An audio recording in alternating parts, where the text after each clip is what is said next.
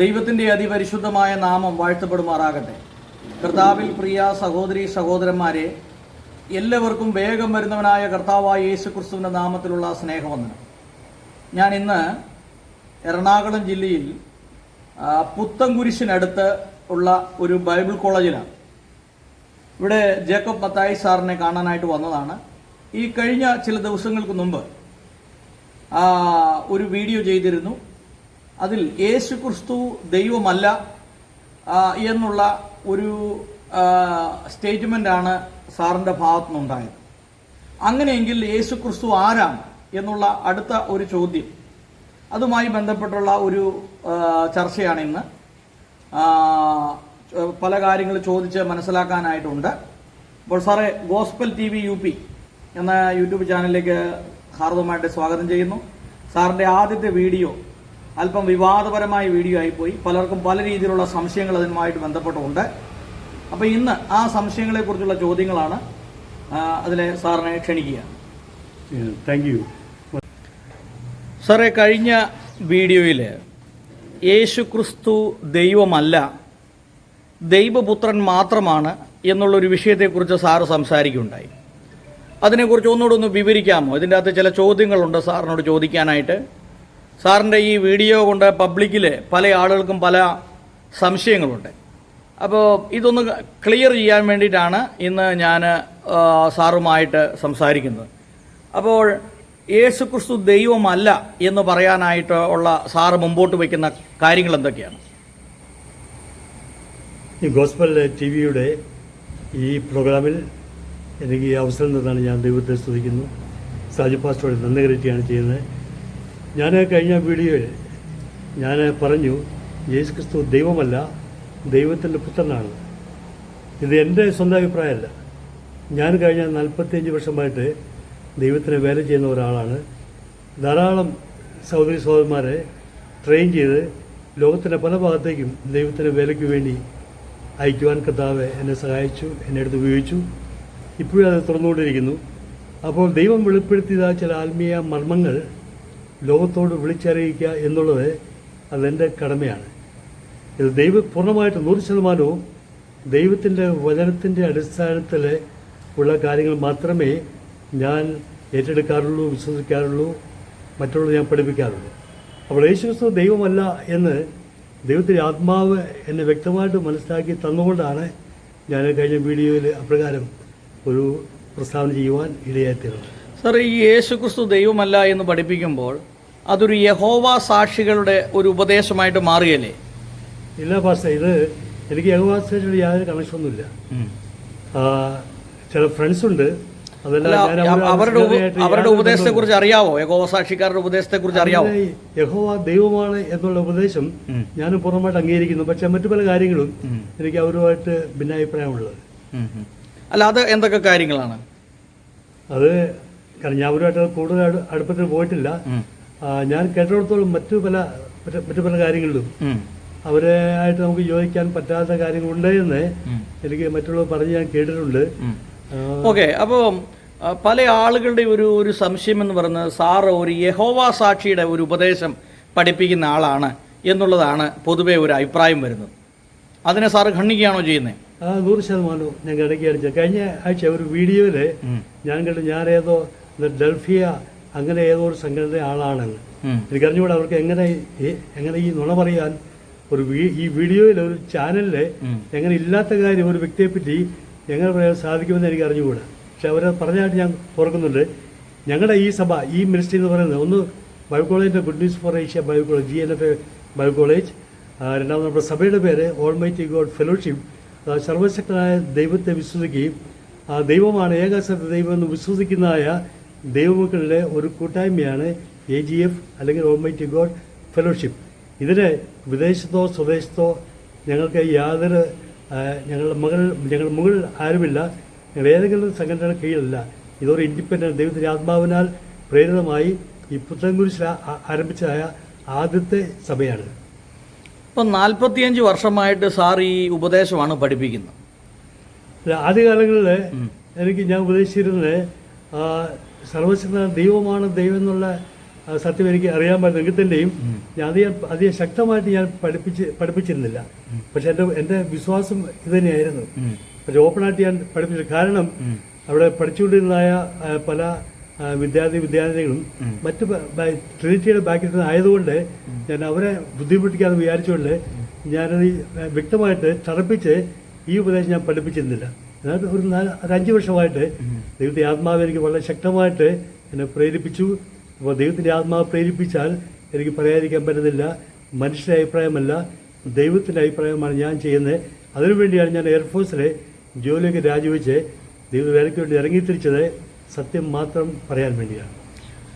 അപ്പോൾ ഈ 45 വർഷമായിട്ടും സാർ ഈ ഒരു അതിനുശേഷം, അതായത് 5 വർഷമാണ്, 5 വർഷമായിട്ട് ഈ ഒരു ഉപദേശമാണ് പഠിപ്പിക്കുന്നത് അല്ലേ? അപ്പോൾ ഇങ്ങനെ ഈ ഒരു ഉപദേശം പഠിപ്പിക്കാനായിട്ട് എന്താണ് അതിൻ്റെ അകത്ത് ബൈബിളിൽ നിന്ന് സാറിന് പറയാനുള്ള ഒരു തെളിവ് എന്താണ്? എന്താണ് അതിനൊരു എവിഡൻസ്? യേശുക്രിസ്തു ദൈവമല്ല, ദൈവത്തിൻ്റെ പുത്രനാണ്. ലോകത്തിൻ്റെ പാപത്തെ ചുമക്കുന്ന ദൈവത്തിൻ്റെ കുഞ്ഞാടാണ്. നമ്മുടെ എല്ലാം കർത്താവാണ്, രക്ഷകനാണ്, വരാൻ പോകുന്ന രാജാവാണ് എന്നുള്ള കാര്യങ്ങളെല്ലാം ബൈബിളിൽ ധാരാളം റെഫറൻസ് ഉണ്ട്. അപ്പോൾ വചനത്തിൻ്റെ അടിസ്ഥാനത്തിലാണ് ഞാൻ ഈ കാര്യങ്ങൾ പഠിപ്പിക്കാൻ തുടങ്ങിയത്. മാത്രമല്ല യേശുക്രിസ്തു പറഞ്ഞു, മത്തായി 28:15 മുതൽ പറയുകയാണ്, സ്വർഗത്തിലും ഭൂമിയിലും എനിക്ക് സകല അധികാരം നൽകപ്പെട്ടിരിക്കുന്നു. ആകയാൽ നിങ്ങൾ പുറപ്പെട്ട് പിതാവിൻ്റെയും പുത്രൻ്റെയും പരിശുദ്ധാത്മാവിൻ്റെയും നാമത്തിൽ സ്നാനം കഴിപ്പിച്ചു. ഞാൻ നിങ്ങളോട് കൽപ്പിച്ചൊക്കെ പ്രമാണിപ്പാൻ തക്കവണ്ണം ഉപദേശിച്ചുകൊണ്ട് സകല ജാതികളെ ശിഷ്യന്മാരാക്കി. അപ്പോൾ യേശു ശിഷ്യമായിട്ട് കൽപ്പിച്ചത് ഞാൻ നിങ്ങളോട് കൽപ്പിച്ചതൊക്കെയും പ്രമാണിപ്പാൻ തക്കവണ്ണം ഉപദേശിക്കാനാണ്. അപ്പോൾ ഇന്ന് നിർഭാഗ്യവശാൽ ഇന്നത്തെ ആത്മീയ ഗോളത്തിൽ, ക്രിസ്തീയ ഗോളത്തിൽ അതിന് ഒരു മാറ്റം വന്നിട്ട് യേശുക്രിസ്തു പഠിപ്പിച്ചതല്ല മറ്റു പലരും പഠിപ്പിക്കുന്നതിന് അത് മുഖവിലേക്ക് എടുത്തുകൊണ്ട് യേശുക്രിസ്തുവിൻ്റെ വചനത്തിന് വലിയ പ്രാധാന്യം കൊടുക്കാതെ പഠിപ്പിക്കുന്നതായ ഒരു കാലഘട്ടമാണ് ഇപ്പോൾ. അപ്പോൾ അതിന് മാറ്റം വരുന്നതിന് വേണ്ടി ആയിരിക്കാം ദൈവം എനിക്ക് ആത്മാവിൻ്റെ ശക്തി പകർന്നു, അഭിഷേകം നൽകി തന്നു.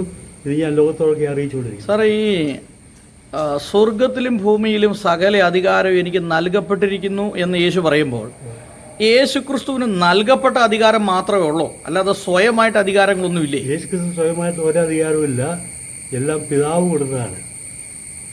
എല്ലാ അഭിഷേകം പിതാവാണ് കൊടുത്തത് യേശുക്രിസ്തുവിന്. യേശുക്രിസ്തുവിനെ മരിച്ചെന്ന് ഉയർപ്പിച്ചത് തന്നെ പിതാവാണ്. വചനം പറയുന്നത് പിതാവിന്റെ ശക്തിയാൽ യേശുക്രിസ്തുവിനെ മരിച്ചവരിൽ നിന്ന് ഉയർപ്പിച്ചവന്റെ ആത്മാവെന്നാണ് പറഞ്ഞിരുന്നത്. അപ്പൊ ആത്മാവാണ് ഉയർപ്പിച്ചെന്നാ പറയുന്നത്. അതെ, അത് ദൈവമാണല്ലോ. ആത്മാവെന്ന് പറഞ്ഞാൽ ദൈവമാണ്. യേശുക്രിസ്തുവിനെ മരിച്ചവർ ഉയർപ്പിച്ച് പിതാവിന്റെ വലതുഭാഗത്ത് അത് പിതാവാണ് ഇരുത്തിയിരിക്കുന്നത്. അല്ല യേശു ചാടി എഴുന്നേറ്റ് ചെന്ന് പിതാവിന്റെ വലതുഭാഗത്ത് കയറിയിരിക്കുകയല്ല ചെയ്ത്. എന്നാൽ പിതാവ് യേശുവിനെ മരിച്ചവെന്ന് ഉയർപ്പിച്ചിട്ട് പിതാവിന്റെ വലതുഭാഗത്തെ ഇരുത്തിയിരിക്കുകയാണ്. അപ്പൊ യേശുവിന് നൽകപ്പെട്ട അധികാരം മാത്രമേ ഉള്ളൂ, സ്വയമായ ഒരു അധികാരവും ഇല്ല. ഒരധികാരവും യേശുവിനില്ല, എല്ലാം പിതാവ് കൊടുത്ത അധികാരം മാത്രമേ ഉള്ളൂ. അപ്പോൾ അങ്ങനെയാണെങ്കിൽ യേശുവും ഒരു സാധാരണ മനുഷ്യനും തമ്മിലുള്ള വ്യത്യാസം എന്താണ്? അല്ല, യേശു പറഞ്ഞല്ലോ, എന്റെ വചനം എന്റേതല്ല, എന്നെ അയച്ച പിതാവിന്റെ അത്രേ. യേശു പിതാവിനോട് കൂടി ആയിരുന്നു. ഒരു കുട്ടി അപ്പന്റെ ശരീരത്തിൽ, ആ കുട്ടി ജനിക്കുന്ന മുമ്പേ അപ്പന്റെ ശരീരത്തിലുണ്ട്. അതുപോലെ തന്നെ യേശു പിതാവിനോട് കൂടെ ആയിരുന്നു. അത് എന്നു മുതലാണ്? ഏകദേശം ഒരു കാലഘട്ടം പറയാൻ പറ്റുമോ? യേശു എന്നു മുതലാണ് പിതാവിനോടൊപ്പം ആയിരുന്നതെന്ന്? അതിന്റെ കാലഘട്ടം കൃത്യമായിട്ട് പറയാൻ പറ്റത്തില്ല. എന്നും യേശു പിതാവിനോട് കൂടെ ആയിരുന്നു. അതായത് പ്രപഞ്ചത്തിന്റെ ഉൽപ്പത്തിക്ക് മുമ്പ് ആയിരിക്കാം. പ്രപഞ്ചത്തിന്റെ ഉൽപ്പത്തിക്ക് മുമ്പ് യേശു പിതാവിനോടൊപ്പം ആയിരുന്നു. യാതൊരു സംശയമില്ല. അപ്പൊ ഞാൻ ചോദിക്കുന്നത്, അപ്പൊ അങ്ങനെയാണെങ്കിൽ യേശുവിന് നൽകപ്പെട്ട അധികാരം മാത്രമേ ഉള്ളെങ്കിൽ, പ്രത്യേകിച്ച് സ്വയമായിട്ട് ഒരു അധികാരമില്ലെങ്കിൽ, ഒരു സാധാരണ ഒരു വ്യക്തിയും യേശുവും തമ്മിൽ എന്താണ് വ്യത്യാസമിരിക്കുന്നത്? യേശുക്രിസ്തു പിതാവിന്റെ പുത്രനാണ്. യേശുക്രിസ്തുവിന്റെ പിതാവ് നഷ്ടപ്പെട്ട മാനവജാതിയെ വീണ്ടെടുക്കുന്നതിന് വേണ്ടി ഭൂമിയിലേക്ക് യേശുവിനെ പിതാവ് അയച്ചു. വചനം പറയുന്ന തന്റെ ഏകജാതനായ പുത്രൻ നശിവും നിത്യവും പ്രാപിക്കേണ്ടതിന് യേശു നൽകുവാൻ തക്കൊണ്ട് ദൈവം ലോകത്തെ സ്നേഹിച്ചു. അപ്പോൾ ദൈവം ഒരു പ്രത്യേക ദൗത്യത്തിനു വേണ്ടി നഷ്ടപ്പെട്ട മാനവജാതിയെ വീണ്ടെടുത്ത് അത് നഷ്ടപ്പെട്ട പദവീസം, നഷ്ടപ്പെട്ട ദൈവിക സ്ഥാനം, നഷ്ടപ്പെട്ട നിത്യത കൊടുക്കുന്നതിന് വേണ്ടി യേശു തൻ്റെ പുത്രനെ ഈ ഭൂമിയിലേക്ക് അയച്ച് 2025 വർഷം മുമ്പ് യേശു ക്രൂശിന്മേൽ മാനവജാതിക്ക് വേണ്ടി യാഗമായി തീർന്നു. അതുകൊണ്ടാണ് യേശുക്രിസ്തുവിനെ യോഹന്നാൻ സ്നാപകൻ കണ്ടപ്പോൾ ലോകത്തിന്റെ പാപത്തെ ചുമക്കുന്ന ദൈവം എന്നല്ല യോഹന്നാൻ സ്നാപകൻ പറഞ്ഞത്, എന്നാൽ പറഞ്ഞത് ലോകത്തിന്റെ പാപത്തെ ചുമക്കുന്ന ദൈവത്തിന്റെ കുഞ്ഞാട് എന്നാണ് പറയുന്നത്. അപ്പോൾ അങ്ങനെയാണെങ്കിൽ ഈ ആദാം ദൈവത്തിന്റെ മകൻ എന്ന് യോഹന്നാൻ സ്നാപകൻ യേശുവിനെ കണ്ടപ്പോൾ ഇപ്രകാരമാണ് വിളിച്ചു പറഞ്ഞത്, ഇതാ ലോകത്തിന്റെ പാപത്തെ ചുമക്കുന്ന ദൈവം എന്നല്ല, ഇതാ ലോകത്തിന്റെ പാപത്തെ ചുമക്കുന്ന ദൈവത്തിന്റെ കുഞ്ഞാട് എന്നാണ്. അപ്പോൾ യോഹന്നാൻ സ്നാപകൻ യേശുവിനെ ദൈവം എന്ന് പറയാത്തതുകൊണ്ട്, ദൈവത്തെ കുഞ്ഞാടെന്ന് പറഞ്ഞുകൊണ്ട് യോഹന്നാൻ സ്നാപകൻ ദുരുപദേശകനാണ് എന്ന് ഒരുപക്ഷെ ലോകം പറയുമായിരിക്കും, ഇന്നത്തെ ക്രിസ്ത്യാനികളും പറയുമായിരിക്കും. പക്ഷേ സത്യമതല്ല. യേശുക്രിസ്തു ലോകത്തിന്റെ പാപത്തെ ചുമക്കുന്ന ദൈവമല്ല, ദൈവത്തിന്റെ കുഞ്ഞാടാണ്. അപ്പോൾ കത്തോലിക്ക സഭ മുതൽ പെന്തക്കോസ് ബ്രദറൻ സഭകൾ വരെ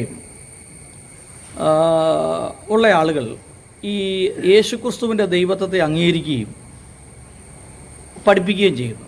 അപ്പോൾ സാർ അതിൽ നിന്ന് വ്യത്യസ്തമായി പഠിപ്പിക്കാനുള്ളൊരു കാരണം എന്താണ്? പക്ഷേ ഞാൻ യേശുവിൻ്റെ യാതൊരു ദൈവികത്വമില്ല, ശക്തിയില്ല എന്ന് ഞാൻ ഇതിൽ പഠിപ്പിച്ചിട്ടില്ല, പറയൂല. പക്ഷെ ഞാൻ പറഞ്ഞത് യേശു ദൈവമല്ല, ദൈവത്തിൻ്റെ പുത്രനാണ്. കാരണം യേശു തന്നെ പറഞ്ഞു, പിതാവ് എന്നേക്കാൾ വലിയവനല്ലോ എന്നാണ്. എന്നോട് തുല്യനെന്നല്ല യേശു പറഞ്ഞേ, പിതാവ് എന്നേക്കാൾ വലിയവനല്ലോ. അപ്പോൾ അങ്ങനെയാകുമ്പോൾ യേശുക്രിസ്തു പിതാവിനേക്കാൾ തൊട്ടുതാഴെയാണ്. വീണ്ടും വേറെ ബൈബിൾ പറയുന്നുണ്ട്, സ്ത്രീയുടെ തല പുരുഷൻ, പുരുഷന്റെ തല ക്രിസ്തു, ക്രിസ്തുവിൻ്റെ തല ദൈവം. അപ്പോൾ യേശുക്രിസ്തു തലയുണ്ട്. അത് മാത്രമല്ല, യേശുക്രിസ്തു ഇരിക്കുന്ന പിതാവിൻ്റെ വലതുഭാഗത്താണ്. അങ്ങനെയെങ്കിൽ അവൻ യേശുക്രിസ്തുവിൻ്റെ ഇടതുഭാഗത്ത് പിതാവുണ്ട്. പലരും പഠിപ്പിക്കുന്ന സ്വർഗത്തിൽ യേശു മാത്രമേ ഉള്ളൂ. യേശു മാത്രം ആരാധിച്ചാൽ മതി, യേശു മാത്രം പ്രാർത്ഥിച്ചാൽ മതി, യേശു മാത്രം സ്തോത്രം പറഞ്ഞാൽ മതി. അങ്ങനെയെങ്കിൽ യേശുവിൻ്റെ ഇടതുഭാഗത്തുള്ള പിതാവിനെ നമ്മൾ മൈൻഡ് ചെയ്യില്ലേ, ആരാധിക്കില്ലേ? അപ്പോൾ ഈ സാറേ, ഈ ഫിലിപ്പോസ് ചോദിക്കുന്ന ഒരു ചോദ്യമുണ്ട്, ഞങ്ങൾക്ക് പിതാവിനെ കാണിച്ചു തരണം.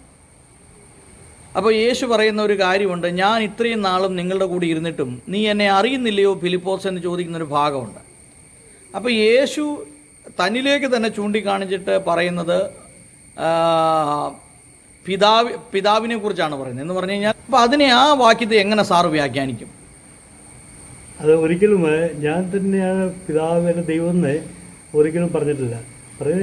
പറഞ്ഞിരിക്കുന്നത് കാരണം പിതാവിനെ ആർക്കും കാണാൻ പറ്റത്തില്ല. കാരണം പിതാവ് ആത്മാവാണ് ദൈവത്തെ ആർക്കും കാണാൻ പറ്റില്ല. അതുകൊണ്ട് യേശുക്രിസ്തു the express image of God. അപ്പോൾ ദൈവത്തെ ആരും കാണാൻ പറ്റുന്നതുകൊണ്ട് പുത്രൻ കൂടിയാണ് പിതാവ് ഈ ലോകത്തിന് തന്നെ വെളിപ്പെടുത്തിയിരിക്കുന്നത്. അതുകൊണ്ടാണ് പറയുന്നത്, ഞാൻ നിങ്ങളുടെ കൂടെ ഇതുവരെ ആയിരുന്നിട്ടും നിങ്ങൾ എന്നെ കണ്ടിട്ടില്ലയോ എന്ന് പറയാൻ വേണ്ടിയായിട്ടുണ്ട്. കാരണം ദൈവം ആത്മാവാണ് ദൈവത്തെ ആർക്കും കാണാൻ പറ്റില്ല. അതുകൊണ്ട് അത് പിതാവിനെ യേശു വെളിപ്പെടുത്തുകയായിരുന്നു. അപ്പം ദൈവം ആത്മാവാകുന്നെങ്കിൽ ഇപ്പം ഈ പരിശുദ്ധാത്മാവും ദൈവാത്മാവും തമ്മിലുള്ള വ്യത്യാസം എന്താണ്? അത് രണ്ടും ഒന്നാണോ? പരിശുദ്ധാത്മാവും ദൈവാത്മാവും ഒന്ന് തന്നെയാണെന്നാണ് എനിക്ക് മനസ്സിലായിരിക്കുന്നത്. അല്ല, ഇപ്പം നമ്മൾ പഠിക്കാൻ പറയുന്നത് ദൈവം ആത്മാവാകും. അതെ. അപ്പം ദൈവം ആത്മാവാകുമ്പോൾ പിന്നെ പരിശുദ്ധാത്മാവിൻ്റെ ആവശ്യകത എന്താണ്? പരിശുദ്ധാത്മാവ് അത് ദൈവത്തിന്റെ ആത്മാവ് തന്നെയാണ് പരിശുദ്ധാത്മാവ്. അല്ലെ, ദൈവത്തിന്റെ ഒരു ഭാഗമായിട്ട് വേണം നമുക്ക്. ദൈവത്തിന്റെ ശക്തി എന്ന് പറയുന്നതായിരിക്കും കുറച്ചുകൂടി നല്ലത്. കാരണം അപ്പോസ്തല പ്രവൃത്തി അതിന്റെ 1:4 യേശു പറയുന്നുണ്ട്, നിങ്ങൾ യെരൂശലേം വിട്ടുപോകാതെ പിതാവിന്റെ ഭാഗത്ത് കാത്തിരിക്കണം. 1:8 പറയുന്നത്, പരിശുദ്ധാത്മാവ് നിങ്ങളുടെ മേൽ വരുമ്പോൾ നിങ്ങൾ ശക്തി ലഭിച്ചിട്ട് യെരൂശലേമിലും യഹൂദയിലും ശമരിയിലും ഭൂലോകത്തെ അടുത്ത സാക്ഷികളാകും. അപ്പോൾ പിതാവിന്റെ ശക്തിയാണ് പരിശുദ്ധാത്മാവ്. പിതാവ് പുത്രൻ പരിശുദ്ധ മൂന്നും ഒരുമിച്ചാണ് പ്രവർത്തിക്കുന്നത്. പിതാവിന്റെ കൂടെ പുത്രനുണ്ട്, പരിശുദ്ധാത്മാവുണ്ട്, മൂന്നും ഒരുമിച്ചാണ് പ്രവർത്തിക്കുന്നത്. അല്ല, ഈ പിതാവ് പുത്രൻ പരിശുദ്ധാത്മാവ് എന്ന് പറയുന്നത് 3 വ്യക്തികളാണോ അതോ 3 ആളത്വങ്ങളാണോ? 3 വ്യക്തികളും ആളത്വങ്ങളുമാണ്. വ്യക്തികളാണ്. അപ്പൊ 3 വ്യക്തികളും 3 രീതിയിലാണ് പ്രവർത്തിക്കുന്നത് അല്ലേ? 3 ഒരുമിച്ചാണ് പ്രവർത്തിക്കുന്നത്. അത് പിതാവ് പറയുന്ന അനുസരിച്ചാണ് പുത്രനും പരിശുദ്ധാത്മാവും പ്രവർത്തിക്കുന്നത്. അപ്പോൾ അതിനെയല്ലേ ഈ ത്രിയേക ദൈവം എന്ന് പെന്തക്കോസുകാരും കത്തോലിക്ക യാക്കോബക്കാരൊക്കെ പറയുന്നത്. ത്രിയേക ദൈവം എന്ന് പറയുന്നത് ഒരു ദൈവത്തിൽ തന്നെ 3 ആളത്തങ്ങൾ കുടികൊള്ളുന്നു എന്ന് പറഞ്ഞാൽ ഒരു ദൈവത്തിൽ 3 ആളുകൾ കുടികൊള്ളുന്നു. അതിനെയാണ് പൊതുവെ ഈ ട്രിനിറ്റി എന്ന് വിശേഷിപ്പിക്കുന്നത്. ട്രിനിറ്റിക്കാർ പറയുന്നത് പിതാവാ ദൈവം 1, 2 പുത്രനാ ദൈവം, 3 പരിശുദ്ധാത്മാവ് ദൈവം. അപ്പോൾ 3 ദൈവമുണ്ട്. ആ പഠിപ്പിക്കല് യേശുക്രിസ്തുവിന്റെ പഠിപ്പിക്കലിന് വിരുദ്ധമാണ്, ബൈബിളിന്റെ പഠിപ്പിക്കൽ വിരുദ്ധമാണ്. കാരണം യേശുക്രിസ്തു പറഞ്ഞത് യോഹന്നാൻ 17:3 യേശു പറഞ്ഞത് ഏക സത്യ ദൈവമായ നിന്നെയും പിതാവിനോടാ പറയുന്നത്. അപ്പോൾ യേശുക്രിസ്തു ഒരിക്കലും ദുരുപദേശം പറയത്തില്ല. അപ്പോൾ യേശുവിന്റെ പഠിപ്പിക്കലനുസരിച്ച് സത്യദൈവം ഏകനാണ്, ത്രിയേകനല്ല. അത് മാത്രമല്ല പൗലോസ് പഠിപ്പിക്കുന്ന ദൈവം ഒരുവനത്രേ, ഇരുവനെന്നോ മൂവെന്നോ അല്ല. ദൈവം ഒരുവനത്രേ, ദൈവത്തിനും മനുഷ്യരുടെ മധ്യസ്ഥൻ. പൗലോസ് ദുരുപദേശക്കാരനാണോ? ഒരു ദൈവം ഉള്ളത് പൗലോസ് പഠിപ്പിച്ചു. യേശുക്രിസ്തു സത്യം ഏകനാണെന്ന് പഠിപ്പിച്ചു. യേശുക്രിസ്തു ദുരുപദേശക്കാരാണോ? അല്ല, ഒരിക്കലുമല്ല. നമ്മൾ തെറ്റിദ്ധരിച്ചിരിക്കുകയാണ്. പിതാവാ ദൈവം, പുത്രനാ ദൈവം, വിശുദ്ധാ ദൈവം. പിതാവിനെ ഇപ്പം ആത്മീയഗോളം ഇപ്പോൾ പിതാവിനെ മൈൻഡ് ചെയ്യുന്നില്ല. എല്ലാം പുത്രനെ ആരാധിക്കുക, പുത്രനോട് പ്രാർത്ഥിക്കുക. ഏത് സമയം അമേരിക്കയുടെ സമയത്തൊക്കെ എവിടെ പോയാലും അവിടെയെല്ലാം യേശുവിനെ ആരാധിക്കുന്നത്. പക്ഷെ യേശു പറഞ്ഞത് ദൈവം ആത്മാവാകുന്നു, അവനെ ആരാധിക്കുന്നവർ, അല്ല ഇവനെ എന്നെ ആരാധിക്കുന്നതല്ല യേശു പറഞ്ഞത്. യോഹന്നാൻ 4:21-27 പറയുന്നതാണ്. ദൈവം ആത്മാവാകുന്നു, അവനെ ആരാധിക്കുന്നു. അത് മാത്രമല്ല യേശുക്രിസ്തു മത്തായി 4:10 പറഞ്ഞു, നിന്റെ ദൈവമായ കർത്താവിനെ മാത്രമേ ആരാധിക്കാവൂ. അപ്പോൾ ദൈവമായ കർത്താവിന് മാത്രം യേശു പറഞ്ഞാണ്. അപ്പോൾ 2 കർത്താവുണ്ട്. ഒന്ന് ദൈവമായ കർത്താവ്, മാത്യു 4:10. വേറൊന്ന് യേശു കർത്താവ്. റോമർ 10:9 പറയുന്നത് യേശുവിനെ കർത്താവ് എന്ന് വായുകൊണ്ട് ഏറ്റുപറയുകയും ദൈവം അവനെ മരിച്ചവെന്ന് ഉയർപ്പിച്ചു എന്ന് ഹൃദയം കൊണ്ട് വിശ്വസിച്ച് രക്ഷിക്കപ്പെടും. അപ്പോൾ യേശു കർത്താവുണ്ട് റോമർ 10:9, ദൈവമായ കർത്താവുണ്ട് മത്തായി 4:10. അപ്പോൾ ആ ദൈവമായ കർത്താവിനെ മാത്രമേ ആരാധിക്കാവൂ എന്ന് യേശു പറയും. അപ്പോൾ യേശു പറഞ്ഞാൽ യേശു മക്കളായ നമ്മൾ യേശു കൂടി ദൈവത്തെ മക്കളായി തീർന്ന നമ്മൾ യേശു പറഞ്ഞാലും ശരിക്കാതിരിക്കാൻ പറ്റത്തില്ല. അപ്പോൾ അങ്ങനെയാണെങ്കിൽ ഈ മറ്റ് സാറിൻ്റെ ഒരു വീക്ഷണത്തിൽ ഈ മറ്റ് ക്രൈസ്തവ സഭകളെല്ലാം യേശുക്രിസ്തുവിനെ ആരാധിക്കുന്ന രീതി തെറ്റാണ് എന്ന് പറയേണ്ടി വരില്ലേ? യേശുക്രിസ്തുവിനെ ആരാധിക്കില്ല, യേശുക്രിസ്തുവിന് നാം നന്ദി കരയറ്റണം. കാരണം യേശു നമ്മുടെ രക്ഷകൻ. പാപികൾ ദോഷികളെ നമ്മെ വീണ്ടെടുക്കുന്നതിന് വേണ്ടി, നഷ്ടപ്പെട്ട പരദീസിക്ക് അടകാത്തിരിക്കുന്നതിന് വേണ്ടി, നിത്യയ്ക്ക് അടകത്തിക്കുന്നതിന് വേണ്ടി അവൻ യേശുക്രിസ്തുവാണ് കുരിശിന്റെ യാഗമായി തീർന്നത്. അപ്പോൾ നാം യേശുവിനെ നന്ദിയുള്ളവരായിരിക്കണം.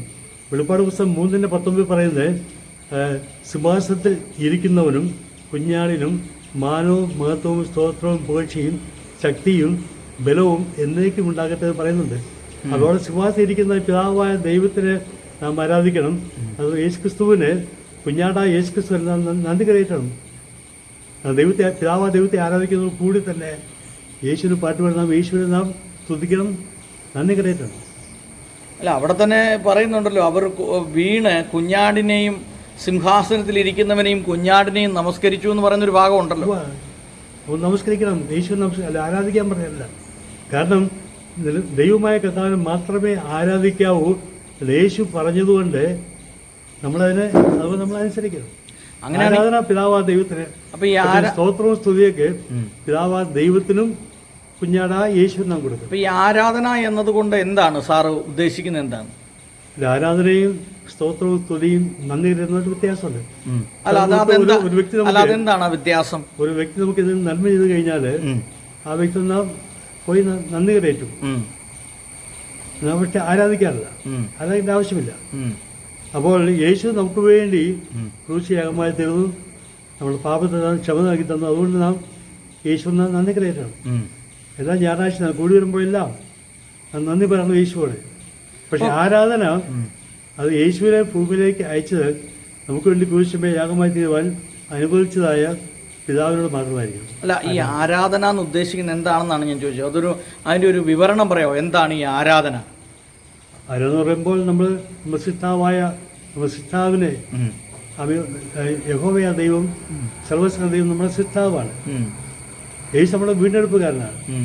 അപ്പോൾ സിദ്ധാവായ ദൈവത്തെ നാം എങ്ങനെ നാം സ്തുതിക്കുക, ആരാധിക്കുക, അതുപോലെ നാം പൂർണ്ണ ഹൃദയത്തോടെ പൂർണ്ണ മനസ്സോടെ നാം സ്തുതിക്കുക, ആരാധിക്കുക എന്നുള്ളതാണ്. അപ്പോൾ ആരാധന ദൈവത്തിനും അതെ, സ്തുതിയും നന്ദി കരയറ്റലും യേശു ക്രിസ്തുവിനും, അല്ലേ? അങ്ങനെയല്ലേ സാറ് പറഞ്ഞേ? ഒന്നുകൂടെ ക്ലിയർ ആയിട്ട് പറയാമോ? ദൈവത്തെ വചനം പറയുന്നുണ്ട്, എല്ലാറ്റിനും എല്ലായ്പ്പോഴും യേശു ക്രിസ്തു മുഖാന്തരം പിതാവായ ദൈവത്തിന് സ്തോത്രം പറയും. അപ്പോൾ നമ്മൾ സ്തോത്രം പറയുമ്പോൾ, നന്ദി കരയറ്റുമ്പോൾ പിതാവായ ദൈവത്തിനും യേശുവിന് സ്തോത്രവും നന്ദിയും കരയറ്റും. പക്ഷെ ആരാധന അത് സിദ്ധാവായ, നമ്മുടെ മാത്രമല്ല പ്രപഞ്ചത്തിന് സിദ്ധാവായ സർവശക്തനായ ദൈവത്തിന് മാത്രമേ പാടുള്ളൂ. കാരണം യേശു അതാണ് പറയുന്നത്. സാറിൻ്റെ യേശു ക്രിസ്തുവിന് ദൈവത്വം ഇല്ല എങ്കിൽ, അതായത് ദൈവമല്ലെങ്കിൽ, ഇപ്പോൾ ഈ ക്രൂശിലെ മരണം കൊണ്ട് ഒരു സാധാരണ മനുഷ്യൻ മരിച്ചതുപോലെയല്ലേ ആവുന്നുള്ളൂ, അല്ലാതെ എന്തെങ്കിലും പ്രയോജനം അതിൻ്റെ അകത്ത് ഒരു ദൈവികത്വം ഇല്ലെങ്കിൽ പിന്നെ അത് ആ ക്രൂശ് മരണം കൊണ്ട് എന്താണ് ഒരു പ്രത്യേകത? ബൈബിൾ വ്യക്തമാണ് പറയുന്നുണ്ട്, രക്തം ചൊരിയാതെ വിമോചനമില്ല. അപ്പോൾ മാനവജാതിയുടെ വിമോചനം, നഷ്ടപ്പെട്ട പ്രതീക്ഷ, നഷ്ടപ്പെട്ട നിത്യരാജ്യം അത് മടക്കി കെട്ടണമെങ്കിൽ രക്തം ചൊരിയണം. അതിനുവേണ്ടിയാണ് ദൈവം തന്റെ പുത്രനായ യേശുവിനെ ഈ ഭൂമിയിലേക്ക് അയച്ച് ക്രൂശിന്മേൽ 2025 വർഷം മുമ്പ് യേശു ക്രിസ്തു പുണ്യായപ്പൻ ചെല്ലപ്പെട്ടു, യേശു ക്രിസ്തു ശരീരം താർക്കപ്പെട്ടു. കാരണം രക്തം ചൊരിയാതെ മാനവജാതിക്ക് വിമോചനമില്ല. അപ്പോൾ സാറിൻ്റെ സഭയിലുള്ള ആളുകളോട് ഇപ്പം ഞായറാഴ്ച ആരാധനയുണ്ട്, വെള്ളിയാഴ്ച ഉപവാസ പ്രാർത്ഥനയുണ്ട്, ലോകത്തിൻ്റെ പല ഭാഗങ്ങളിലും ഒക്കെ ആളുകൾ വിളിക്കുകയൊക്കെ ചെയ്യുന്നുണ്ട്. അപ്പോൾ സാറിൻ്റെ ഒരു ആരാധന രീതി, അല്ലെങ്കിൽ എങ്ങനെയാണ് ആരാധന രീതികൾ, ഉപദേശങ്ങൾ എങ്ങനെയാണ് സാറിൻ്റെ സഭയുടെ ഉപദേശ രീതികൾ എന്തൊക്കെയാണ്? ഞങ്ങളുടെ സഭയുടെ പേര് ഓൾമൈറ്റി ഗോഡ് ഫെലോഷിപ്പ്, AGF എന്നുള്ളതാണ്. ഇതൊരു നവോത്ഥാന സഭയാണ്. പണ്ട് മാർട്ടിൻ ലൂതറിന്റെ കാലത്ത് ഒരു നവോത്ഥാനം ഉണ്ടായി. അതുകൊണ്ടാണ് നമ്മളെല്ലാം ഈ ബൈബിളൊക്കെ ആയിരുന്നു നമുക്ക് നടക്കുവാൻ സാധിക്കാനുള്ള ഒരു സ്വാതന്ത്ര്യം കിട്ടിയത് മാർട്ടിൻ ലൂതറിന്റെ നവോത്ഥാനം വഴിയാണ്. മാർട്ടിൻ ലൂതറിന്റെ നവോത്ഥാനം വന്നപ്പോൾ ആദ്യം എല്ലാവരും അതിനെ എതിർത്തു. ഇത് പൈശാചികമാണ്, മാർട്ടിൻ ലൂതറിന്റെ ദുരുപദേശമാണെന്നെല്ലാം പറഞ്ഞു. പക്ഷെ പിൽക്കാലത്ത് എല്ലാവർക്കും മനസ്സിലായി ആ നവോത്ഥാനം ദൈവികമായിരുന്നത്. അതുപോലെ തന്നെ ഇസൂസ സ്റ്റേറ്റില്, കാലിഫോർണിയയില്, അവിടെ ഒരു പെന്തക്കോസ്ത് ആത്മാഭിഷേകത്തിന്റെ ഒരു നവോത്ഥാനം വന്നു. ആ കാലങ്ങളിൽ എല്ലാവരും പറഞ്ഞു ഇത് പൈശാചികമാണ്, അതിന് ആത്മാവിന്റെ അഭിഷേകത്തിന്റെ ഒരു നവോത്ഥാനത്തിന്റെ ആവശ്യമില്ല. വിശ്വസിക്കപ്പോൾ അതെല്ലാം അഭിഷേകം വന്നു കഴിഞ്ഞു.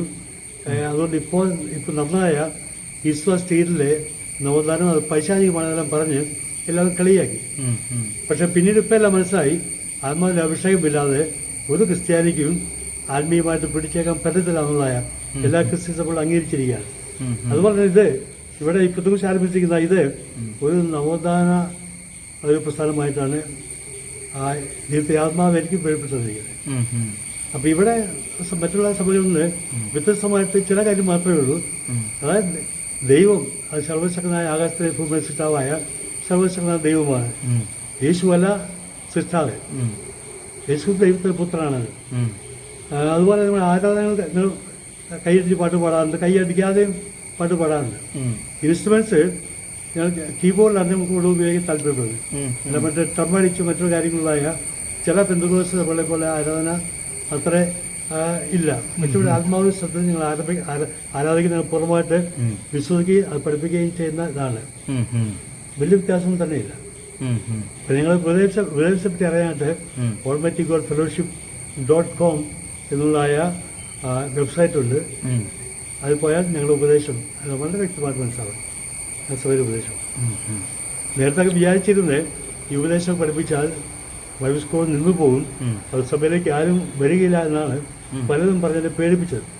ഞാൻ പറഞ്ഞത് ദൈവത്തിന്റെ പദ്ധതിയാണെങ്കിൽ, ദൈവത്താൽ ആരംഭിച്ച ഒരു നവോത്ഥാനമാണെങ്കിൽ ഇത് നിലനിൽക്കും, ഇത് വചനം. ഇപ്പൊ സംഭവിച്ച ബൈബിൾ കോളേജില് സ്റ്റുഡൻസ് കൂട്ടിക്കൊണ്ടിരിക്കുകയാണ്.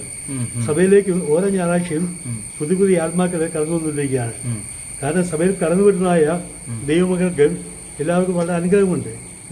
ആത്മീയമായിട്ടും ഭൗതികമായിട്ടും ശരീരമായിട്ടും മാനസികമായിട്ട് അവർ വ്യക്തിപരമായിട്ടും അവരുടെ കുടുംബത്തിലെല്ലാം വളരെ അനുഗ്രഹമുണ്ട്. അതുകൊണ്ട് പുതിയ പുതിയ ആൾക്കാർ ഞങ്ങൾ സഭയിലേക്ക് കടന്നുവന്നുകൊണ്ടിരിക്കുകയാണ്. കഴിഞ്ഞ ദിവസത്തെ ആ വീഡിയോ ചെയ്തതിന് ശേഷം ഉണ്ടായ ഒരു റെസ്പോൺസ് എന്തായിരുന്നു? ആളുകൾ പലരും വിളിക്കുകയോ അല്ലെങ്കിൽ ഈ വിഷയത്തെക്കുറിച്ച് ചോദിക്കുകയോ വല്ലതും ചെയ്തായിരുന്നു? ലോകത്തിൻ്റെ എല്ലാ വൻകരകളിൽ നിന്നും എനിക്ക് ഫോൺ കോൾ വന്നിട്ടുണ്ട്, ഇപ്പോഴും വന്നുകൊണ്ടിരിക്കുന്നു. നല്ല ശതമാനം ആൾക്കാർ ഇതിനെ സപ്പോർട്ട് ചെയ്തുകൊണ്ടിരിക്കുകയാണ്. കാരണം അവർക്ക് ഈ സത്യവും ഏകനാണെന്നും യേശു ക്രിസ്തു ദൈവമല്ല, ദൈവത്തിന്റെ പുത്രനാണ്, ലോകത്തിന്റെ പാപത്തെ ചുമക്കുന്ന ദൈവത്തിന്റെ കുഞ്ഞാണ് എന്നുള്ള ഈ സത്യം അവർക്കെല്ലാം ദൈവത്തിന്റെ പരിശുദ്ധാത്മാവ് വർഷങ്ങൾക്ക് മുമ്പേ വെളിപ്പെട്ട് കൊടുത്താണ്. പക്ഷെ അത് പുറത്ത് പറയുവാനായിട്ട് അത് വലിയ ഭയമായിരുന്നു. എന്നാൽ എൻ്റെ ഈ വീഡിയോ കണ്ടപ്പോൾ അവർക്ക് വലിയ സന്തോഷമായി. അപ്പോൾ അവരൊക്കെ എന്നെ ധാരാളം പേര് എന്നെ വിളിച്ചിട്ട് പലരും സഭയിൽ കഴിഞ്ഞ ആഴ്ച ചിലർ വന്നു, ഈ ഞായറാഴ്ച ചിലർക്ക് വരാമെന്ന് പറഞ്ഞിട്ടുണ്ട്. അങ്ങനെ ഈ പല സ്ഥലത്തുനിന്നും ഞങ്ങൾക്ക് വളരെ അനുകൂലമായ റെസ്പോൺസ് കിട്ടുന്നത്. എന്നാൽ കുറച്ച് പേരൊക്കെ പ്രതികൂലമായിട്ട് റെസ്പോൺസ് ചെയ്യുന്നുണ്ട്. നമുക്ക് അവരോട് യാതൊരു വഴക്കുമില്ല. അവർക്കെല്ലാം കുറച്ച് കഴിയുമ്പോൾ അവർക്കെല്ലാം ആത്മാവ് അവർക്ക് സത്യം വെളിപ്പെടുത്തി കൊടുക്കും. ഇപ്പം പിതാവായ ദൈവത്തെയാണ് കൂടുതൽ ഫോക്കസ് ചെയ്യുന്നത്. അപ്പോൾ പുത്രനായ ക്രിസ്തുവിന് വേണ്ട രീതിയിലുള്ള ഒരു പരിഗണന, ഏത് രീതിയിലുള്ള ഒരു പരിഗണനയാണ് നിങ്ങൾ കൊടുക്കുന്നത്? ഞങ്ങൾ കൊടുക്കുന്നത് ദൈവത്തിന്റെ പുത്രനായി, നമ്മുടെ കർത്താവായി, ലോകത്തിന്റെ പാപത്തെ ചുമക്കുന്ന ദൈവത്തിന്റെ കുഞ്ഞാടായി, ദൈവമായിട്ടല്ല ദൈവത്തെ കുഞ്ഞാടായി, വരാൻ പോകുന്ന രാജാവായി യേശുക്രിസ്തു ഭൂമിയിലേക്ക് മടങ്ങി വന്നിട്ട് ജെറുസലേം കേന്ദ്രമാക്കി 1000 വർഷം ഭൂമി ഭരിക്കും. അപ്പോൾ നമ്മൾ ദൈവത്തിന്റെ മക്കളായ ഞങ്ങളുടെ സഭയിൽ മാത്രമല്ല, വീണ്ടെടുക്കപ്പെടായ ദൈവത്തിന്റെ മക്കളെ യേശുവോട് കൂടെ 1000 വർഷം ഭൂമിയെ ഭരിക്കും എന്ന് നിങ്ങൾ പൂർണ്ണമായിട്ട് വിശ്വസിക്കുന്നു. മറ്റുള്ള ക്രിസ്തീയ സഭകൾ അവരെല്ലാം അവരുടെ ഉപദേശം പൂർണ്ണമായിട്ട് തെറ്റാണെന്നോ അല്ലെങ്കിൽ ആരും ദൈവത്തെ വേല ചെയ്യുന്നില്ല എന്നോ അവർ ദുരുപദേശക്കാരെന്ന് ഞങ്ങൾ ഒരിക്കലും പറഞ്ഞിട്ടില്ല, പറയില്ല. എല്ലാ ദൈവമക്കളെയും, എല്ലാ പാസ്റ്റർമാരെയും, എല്ലാ പ്രസ്ഥാനങ്ങളെയും ദൈവം ശക്തമായിട്ട് എടുത്തുപയോഗിച്ചുകൊണ്ടിരിക്കുന്നു. ചില കാര്യങ്ങൾ അവർക്ക് ഇതുവരെയും അംഗീകരിക്കാൻ പറ്റിയിട്ടില്ല. പക്ഷേ വരുന്ന ആളുകളുടെ ഈ സത്യങ്ങളെല്ലാം, ഈ ആത്മീയ മരണങ്ങളെ ദൈവം വെളിപ്പെടുത്തി കൊടുത്തും ഞാൻ പൂർണ്ണമായിട്ട് വിശ്വസിക്കുന്നു. ഞങ്ങളുടെ സഭ, ഞങ്ങളുടെ പ്രസ്ഥാനങ്ങൾ എല്ലാവരെയും സ്നേഹിക്കുന്നു, എല്ലാവരെയും ബഹുമാനിക്കുന്നു. അപ്പോൾ പെന്തക്കോസ്റ്റൽ സഭകളിൽ നിന്ന് വ്യത്യസ്തമായിട്ട് ഈ ഒരു ഉപദേശം മാത്രമേ ഉള്ളൂ, ബാക്കി പരിശുദ്ധാത്മാഭിഷേകം, അന്യഭാഷ, പിതാവിന്റെയും പുത്രന്റെയും പരിശുദ്ധാത്മാവിന്റെ നാമത്തിലുള്ള സ്നാനം, ഈ കാര്യങ്ങളൊക്കെ ഉണ്ടോ? എല്ലാം പൂർണ്ണമായിട്ട് ഞങ്ങൾ വിശ്വസിക്കുന്നു. അന്യഭാഷയുണ്ടോ? അന്യഭാഷയുണ്ട്. പക്ഷെ അത് പരിശുദ്ധാത്മാവ് നമ്മൾ നിറയുമ്പോഴാണ്, ദൈവം തരുന്ന പോലെയാണ് നമുക്ക് അന്യഭാഷ പറയുന്നത്, അല്ല നമുക്ക് തോന്നിയ പോലെയല്ല. ഇപ്പോൾ ഈ നാളുകൾ ചില പെന്തക്കോസ്ത് സഭകളിൽ, എല്ലാവരും ഇല്ല, ചില പെന്തക്കോസ്ത് പാസ്റ്റർമാര്, ചില പ്രവാചികള് അവർക്ക് നടന്നിട്ട് അവർക്ക് ആത്മാവിന്റെ അഭിഷേകം അവർ കൊടുക്കുന്നുണ്ട്. പക്ഷെ അവരെല്ലാം കൊടുക്കണ്ടേ? പിതാവാണ് കൊടുക്കേണ്ടത്. യേശു തന്നെ പറഞ്ഞ് പിതാവിന്റെ വാഗ്ദാനം കാത്തിരിക്കാനാണ് പറഞ്ഞത്. അല്ല, ഞാൻ നിങ്ങളെ അഭിഷേകം ചെയ്യാന്നല്ല യേശു പറഞ്ഞു, പിതാവിന്റെ വാഗ്ദാനത്തെ. അപ്പൊ പിതാവാണ് ആത്മാഭിഷേകം കൊടുത്ത്. അപ്പോൾ പിതാവ് ആത്മാഭിഷേകം കൊടുത്തപ്പോഴാണ് അവർ അന്യഭാഷ പറഞ്ഞു. അത് യാതൊരു സമയം അന്യഭാഷയുണ്ട്. പക്ഷെ ഒരു പാസ്റ്റർക്കാരിൽ വ്യക്തിക്ക് തോന്നുന്ന പോലെ വിളിച്ചു പറഞ്ഞത് അന്യഭാഷ പറയല്ല. ഞാൻ 1968 എയർഫോഴ്സ് ആയിരിക്കുമ്പോൾ രാത്രി 11 മണിക്ക് ഞാൻ മുട്ടുകുത്തിയിരുന്ന യേശു സന്ദർശാവസ്ഥയിൽ പാവനേറ്റ് പറഞ്ഞപ്പോൾ ആത്മാവിന്റെ അഭിഷേകം പ്രാപിച്ചു.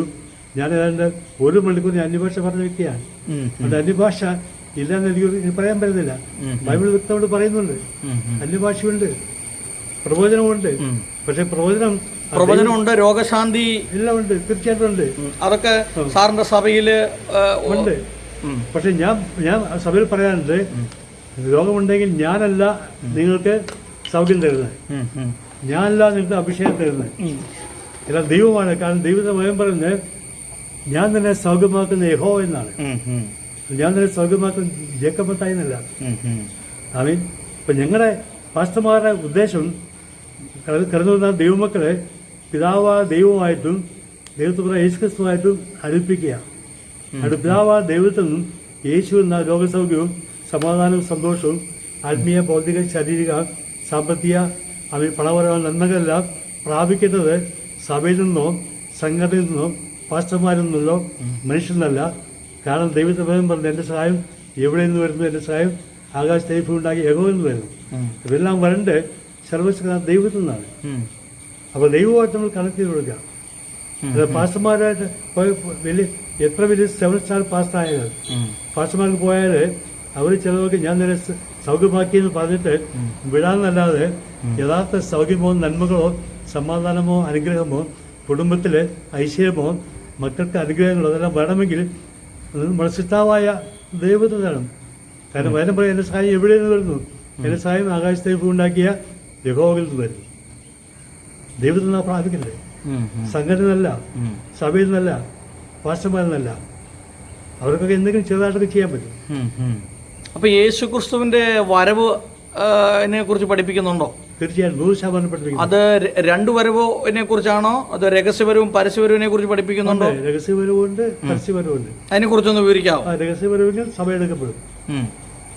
അതിനുശേഷം പിന്നെ 7 വർഷം കഴിഞ്ഞിട്ട് യേശു ക്രിസ്തു വെളിപ്പെടുമ്പോൾ അങ്ങനെയാണ് അവിടെ ജെറുസലേം കേന്ദ്രമാക്കി 1000 വർഷം ഭൂമിയെ യേശു ക്രിസ്തു ഭരിക്കാൻ പോകുന്നപ്പോൾ നാം എല്ലാവരും യേശു ക്രിസ്തു കൂടെ ഭൂമിയെ ഭരിക്കും. അത് പൂർണ്ണമായിട്ട് പുസ്തകം യേശു ക്രിസ്തുവിനോടൊപ്പം ഭൂമിയിലേക്ക് വരും. അതിനുശേഷം ഭൂമിയെ 1000 വർഷം യെരുശലേം കേന്ദ്രമാക്കി 1000 വർഷം ഭരണം നടത്തും. അതുകൊണ്ടാണ് പണ്ട് ഇസ്രായേൽ തലസ്ഥാനം ടെൽ-അവീവ് ആയിരുന്നു. അമേരിക്കയിലെ ഡൊണാൾഡ് ട്രംപ് പ്രസിഡന്റായപ്പോൾ അദ്ദേഹമാണ് ഇസ്രായേൽ തലസ്ഥാനം ടെൽ-അവീവിൽ നിന്ന് ജെറുസലേമിലേക്ക് മാറ്റിയത്. അതിനുമുമ്പ് പല പ്രസിഡന്റുമാരും അവിടെ ഭരിച്ചു. പക്ഷെ അവർക്കാർക്കും മുസ്ലിം സഹോദരന്മാരെ മുസ്ലിം ഭരണകൂടത്തെ പേടിച്ചിട്ട് അവരാരും ജെറുസലേമിന്റെ തലസ്ഥാനം ടെൽ-അവീവിൽ ജെറുസലേമിലേക്ക് മാറ്റിയില്ല.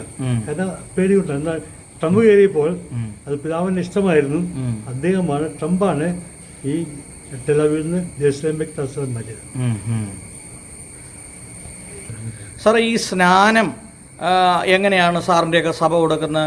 മുതിർന്ന സ്നാനമാണോ, ശിശു സ്നാനമാണോ, മുങ്ങി സ്നാനമാണോ, അതോ ഈ തളികൽ സ്നാനമാണോ, യേശു നാമത്തിലാണോ, അതോ പിതാവിൻ്റെയും പുത്രൻ്റെയും പരിശുദ്ധാത്മാവിൻ്റെ നാമത്തിലാണോ സ്നാനം? ക്രിസ്ത്യാനികളായ നമ്മുടെ പഠിപ്പിക്കൽ, നമ്മുടെ ഉപദേശം, നമ്മുടെ വിശ്വാസം അതെല്ലാം ക്രിസ്തീയ സഭയുടെ തലയായിരിക്കുന്നതായ യേശു ക്രിസ്തുവിന്റെ വചനത്തിന്റെ അടിസ്ഥാനത്തിലായിരിക്കും. അതുകൊണ്ടാണ് യേശു പറഞ്ഞത്, ഞാൻ നിങ്ങളോട് കൽപ്പിച്ചു നോക്കി പ്രമാണിപ്പാത്തൊക്കെ ഉപദേശിക്കാനാണ് പറഞ്ഞത്. അവിടെ യേശു ക്രിസ്തു ശിഷ്യന്മാരോട് പറഞ്ഞ് അപ്പം നിങ്ങൾ പോയിട്ട് പിതാവിന്റെയും പുത്രന്റെയും പരിശുദ്ധാത്മാവിന്റെ നാമത്തിൽ സ്ഥാനപ്പെടുത്താൻ പറഞ്ഞു. അത് വേറെ അപ്പീലൊന്നുമില്ല. യേശു ക്രിസ്തു പറഞ്ഞാൽ അത് നമ്മൾ ചെയ്യണം.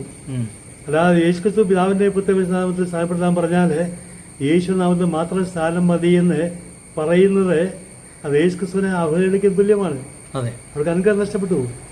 അത് യേശു പറഞ്ഞത് നമ്മൾ ചെയ്താൽ മാത്രമേ അവിടെ അത്ഭുതം നടക്കത്തുള്ളൂ. ഉദാഹരണമായിട്ട് കാനാവിലെ കല്യാണ വിരുന്നിൽ വീഞ്ഞു തീർന്നപ്പോൾ യേശു പറഞ്ഞു, നിങ്ങൾ ആ ഭരണികളൊക്കെ നിറയ്ക്കാൻ പറഞ്ഞു.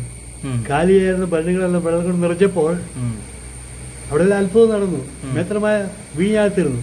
അപ്പോൾ യേശു പറഞ്ഞത് നമ്മള് ദൈവമക്കള് അല്ലെങ്കിൽ ലോകത്തുള്ള ജനങ്ങളെ അത് ഏറ്റെടുത്ത് വിശ്വസിച്ച് പഠിപ്പിച്ച് അത് അംഗീകരിച്ചാൽ ആ കുടുംബത്തിലെ, ആ സഭയിലെ ആ വ്യക്തിക്ക് ആത്മീയമായി, ശരീരമായി, മാനസികമായി, സാമ്പത്തികമായി ജീവിതത്തിലെല്ലാ മേഖലകളിലും, മനുഷ്യരുടെ എല്ലാ മേഖലകളിലും അവൻ ദൈവം അത്ഭുതങ്ങൾ പ്രവർത്തിക്കും. ജീവിതം ഞാൻ ഓരോ ദിവസം അനുഭവിച്ചറിയുന്ന വ്യക്തിയാണ്. അതുകൊണ്ട് ഞാൻ അത്ര ശക്തമായിട്ട് ഈ സത്യം ഞാൻ ലോകത്തോട് വിളിച്ചറിയിക്കുന്നത്. അതെനിക്ക് ആരോട് യാതൊരു വഴക്കോ പിണക്കവുമില്ല. എല്ലാവരെയും സ്നേഹിക്കുന്നു. ദൈവം എല്ലാവരും സ്നേഹിക്കുന്നു. ഈശ്വര അവരെ സ്നേഹിക്കുന്നു. തമ്മിൽ സ്നേഹിക്കുന്നു.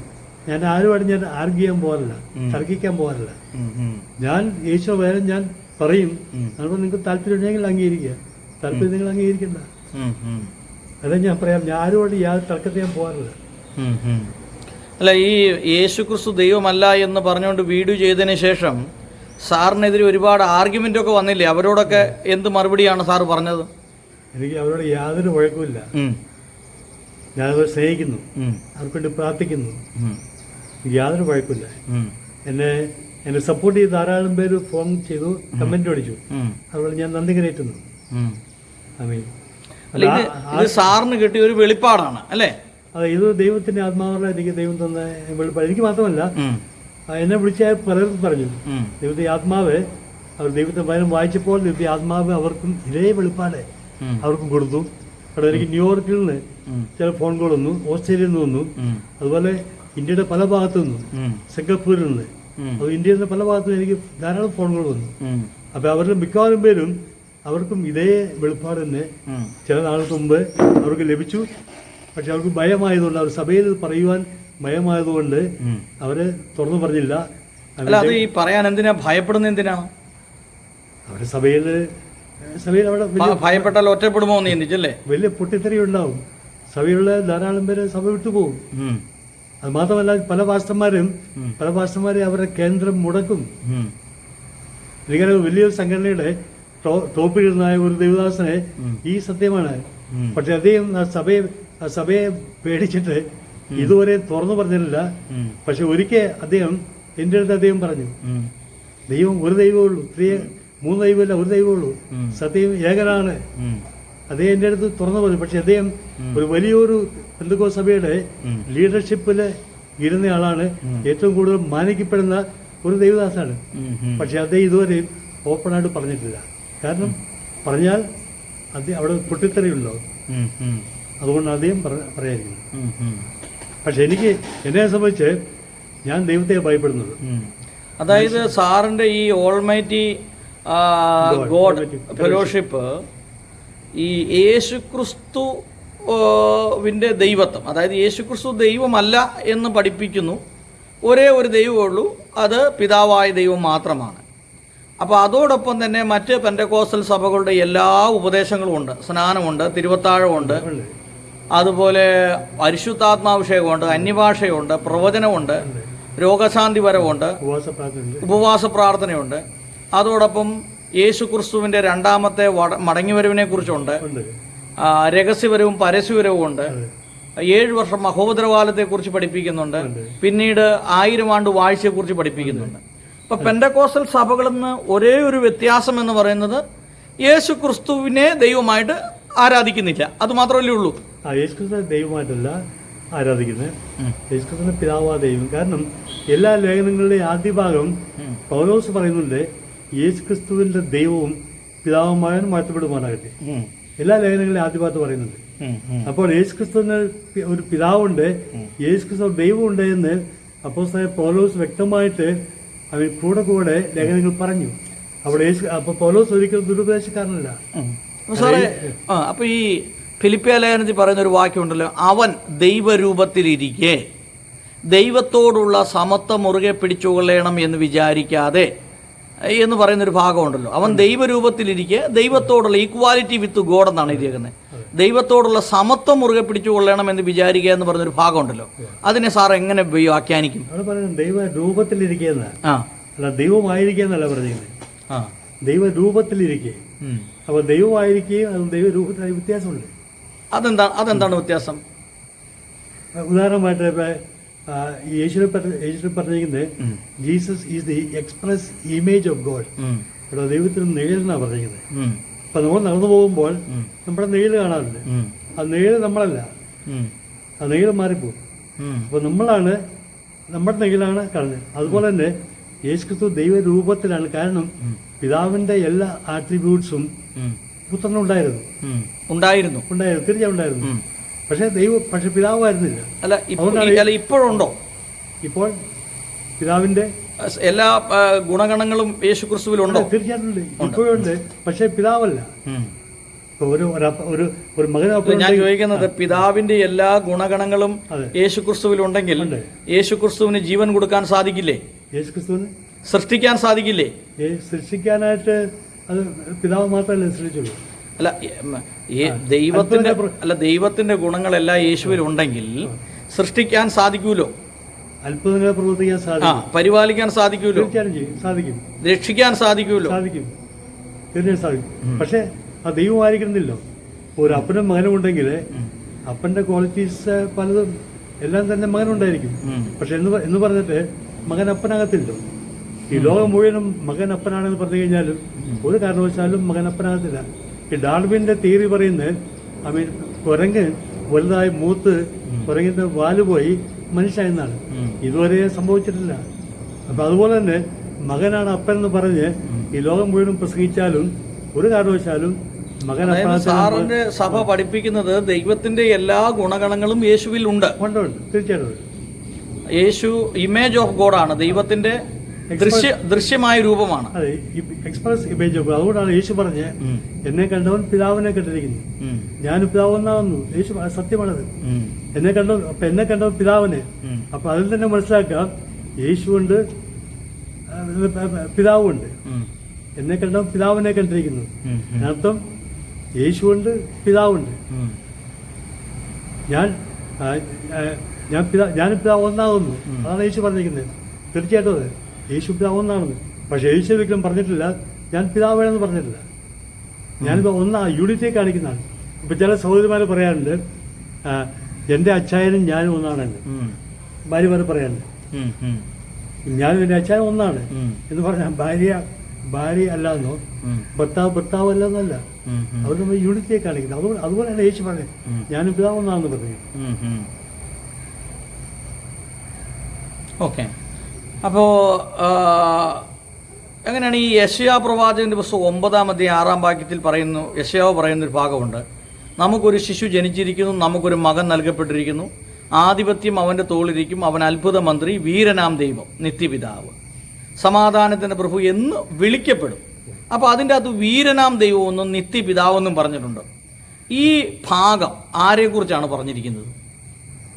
അത് ആരെക്കുറിച്ചെന്ന് എനിക്ക് വ്യക്തമായിട്ട് പറയാൻ പറ്റില്ല ആരെക്കുറിച്ചാണ് യെശയ്യാവ് പറയുന്നത്. പക്ഷേ യെശയ്യാവ് അത് പറഞ്ഞത് പരിശുദ്ധന്മാർ രേഖപ്പെടുത്തിയിരിക്കുകയാണ്.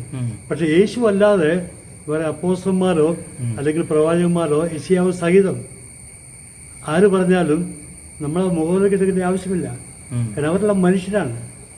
നമ്മളെ മുഖവിലേക്ക് എടുക്കേണ്ടത് പ്രത്യേകിച്ച് ദൈവമക്കളാണ്. നമ്മൾ മുഖവിലേക്ക് എടുക്കേണ്ടത് നമ്മുടെ ലീഡറായിരിക്കുന്നതായ യേശുവിന്റെ വചനമാണ്. കാരണം യേശു മാത്രമേ. അപ്പൊ യേശുവിന്റെ വാക്കുകൾക്കാണ് പ്രാധാന്യം നൽകേണ്ടത്. അതെ, മുഖവിലേക്ക് മറ്റുള്ളവർക്ക് സപ്പോർട്ടിങ് എവിഡൻസ് ആയിട്ടാണ്. കാരണം എന്ന് പറഞ്ഞാൽ അവർക്ക് തെറ്റ് പറ്റാം. തീർച്ചയായിട്ടും. കാരണം പൗലോസ് തെറ്റുപറ്റിയല്ലോ. ഒരിക്കൽ പൗലോസ് പറഞ്ഞു നിങ്ങളെല്ലാവരും എന്നെ അനുഗമിക്കണം. അത് അത് പാടില്ലാത്തതാണ്. പക്ഷെ പിന്നെ അദ്ദേഹത്തെ മനസ്സിലായി തെറ്റുപറ്റി ഉടൻ തന്നെ പറയാണ് ഞാൻ യേശുവിനെ അനുഗമിക്കുന്നവർ നിങ്ങളെല്ലാവരും എന്നെ അനുകരിക്കണം. അത് കറക്റ്റാണ്. അല്ല പൗലോസിനെ അനുകരിക്കാനായിട്ട് അത് യേശു ക്രിസ്തു പറഞ്ഞിട്ടില്ല. യേശുവിനെ അനുഗമിക്കാൻ യേശു പറഞ്ഞിരിക്കുന്നത്. പക്ഷെ പൗലോസ് പറഞ്ഞു അപ്പോൾ പൗലോസിന് പോലും തെറ്റുപറ്റാമെങ്കിൽ യെശയ്യാവിന് തെറ്റുപറ്റാം, ഇപ്പോഴത്തെ പാസ്റ്റർമാർക്ക് തെറ്റുപറ്റാം, ജഗപതാന് തെറ്റുപറ്റാം, ആർക്കും തെറ്റുപറ്റാം. പക്ഷെ യേശുവിന് തെറ്റുപറ്റില്ല. കാരണം യേശു പറഞ്ഞു എൻ്റെ വചനം എൻ്റേതല്ല, എന്നെ അയച്ച പിതാവിൻ്റെ അടുത്ത്, വേറെ ആരും പറഞ്ഞിട്ടില്ല. അപ്പോൾ യേശുവിന് വചനമുള്ള മുകളിൽ കിടക്കില്ല. ഇന്ന് സഭകളിൽ യേശുവിന് വചനമല്ല വചനത്തിൽ പ്രാധാന്യം കൊടുക്കാറില്ല. ഇന്ന് സഭകളിൽ ക്രിസ്തീയ കോളത്തില് പെന്തക്കോസ്ത് കോളത്തില് യേശുവിന് വചനം പഠിപ്പിച്ചിരുന്നുവെങ്കിൽ ഇന്ന് ഇപ്പോൾ നടക്കുന്നതായ പ്രശ്നങ്ങള് നമ്മുടെ ആത്മീയ കോളത്തിലെ സഭകളില് ഉണ്ടാകാൻ സാധ്യത കുറവായിരുന്നു. സഭകളിൽ ദൈവമക്കൾക്ക് യേശുവിന് ഉണ്ടാകുമായിരുന്നു. അപ്പോൾ യേശുവിനെ വചനം ആണ് പ്രധാന. കാരണം യേശു അതാണ് പഠിപ്പിച്ചത്. പ്രമാണിപ്പതകൾ ഉപദേശിക്കാൻ പറയും. സാർ, ഇനി എന്തെങ്കിലും സാറിന്റെ സഭയെക്കുറിച്ചോ ഉപദേശങ്ങളെക്കുറിച്ചോ പൊതുജനം അറിയണമെന്ന് ആഗ്രഹിക്കുന്ന കാര്യങ്ങളുണ്ടോ?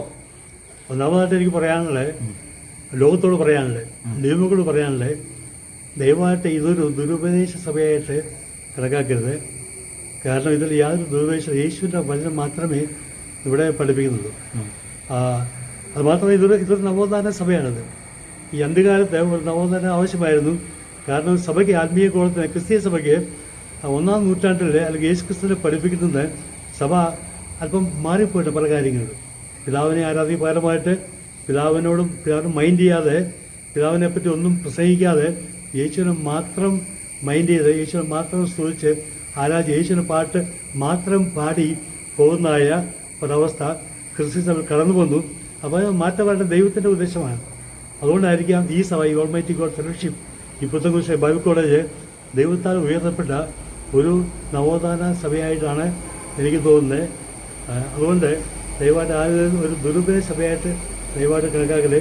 കൂടുതലായിട്ട് അറിയാൻ താല്പര്യമുണ്ടെങ്കിൽ ഇവിടെ അടുത്ത മാസം ജൂലൈ 2-ാമത്തെ ശനിയാഴ്ച മുതൽ ഇവിടെ ഈ സ്ഥലത്തിന്റെയും പേരും അഡ്രസ്സും ഒക്കെ ഒന്ന് പറയുവാണെങ്കിൽ തീർച്ചയായിട്ടും പറയാം. അതെ, അടുത്ത മാസം മുതൽ എല്ലാ മാസവും രണ്ടാമത്തെ ശനിയാഴ്ച ഇവിടെ ഒരു സെമിനാർ, ധ്യാനം ഇവിടെ ആരംഭിക്കാൻ പോകുന്നുണ്ട്.